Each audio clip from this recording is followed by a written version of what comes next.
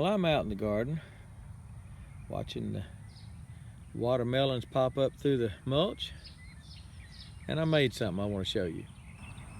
I've got a nice little hose stand here, and so we'll go in the barn. I'll show you how I made this little thing, and then I'll tell you why I made it. It was pretty important that I have this, especially this one, in this location, right next to my chicken pen.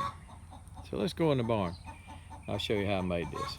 Well, I needed 3, and I had 1. This is just a very basic one that I've had for years and have used for years, and I will use it again. But I went down to the store and bought some pretty fancy smashy ones. This is a lot heavier, a lot thicker metal. Cost about 11 bucks.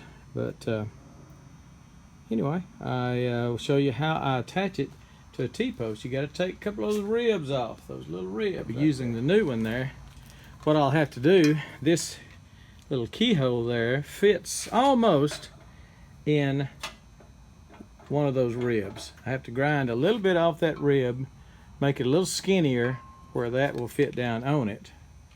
And then I'll have to take these 2 off completely so it'll sit down there flush like that.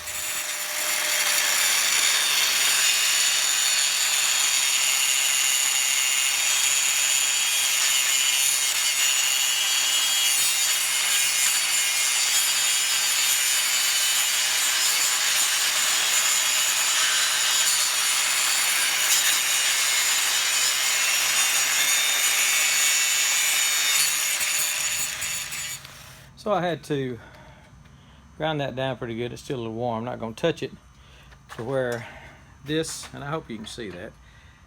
That's a little ear sticking up from the T-post, one of the little knobs. But I've ground it off, made it slimmer, and ground it off this way too, both ways, where that key will fit right over it. And ground these 2 flat to where that will sit down flat on there. Gives me a good shiny spot to weld on. We're going to clamp it down, start welding.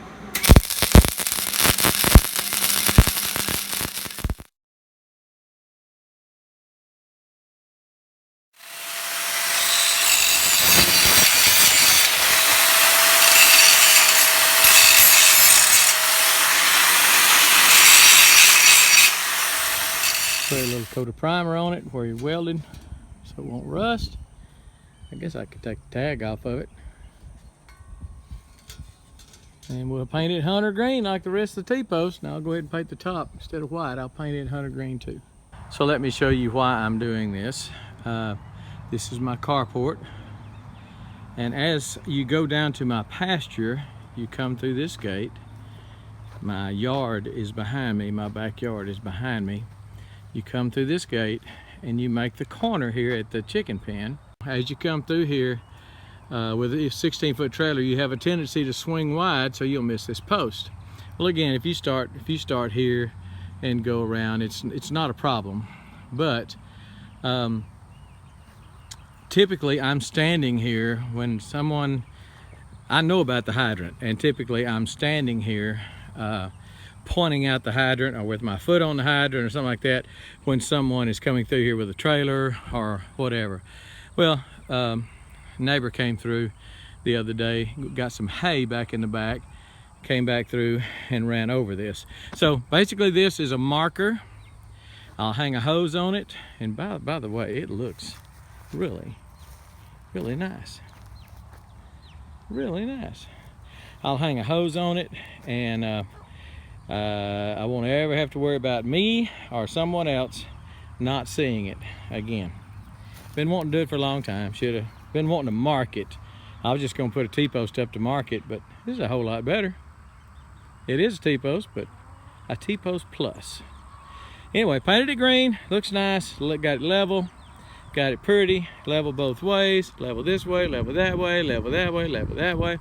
The only problem with doing it this way is I couldn't use a T-post driver, because a T-post driver comes down further than what this thing is. So I had to pound it in with a mallet. I'll come back in and paint that green, finish that up.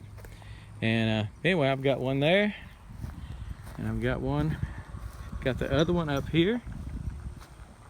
This is my little garden where I've got some peppers and tomatoes started. And this is my other one here. And I've got a little hydrant there. Now this one's, I never hit this one, and never had anybody else hit it, but you know, sometimes I'm coming through here mowing, and I'm not watching what I'm doing. I could bust it off. It's just a pain in the butt to fix them. So anyway, that's the other one. I think it looks pretty good. You be the judge. You be the judge. I think it looks pretty good. Pretty good use of a T-post. The other one I showed you, the old one I had, is not near as substantial as this, the other hose holder.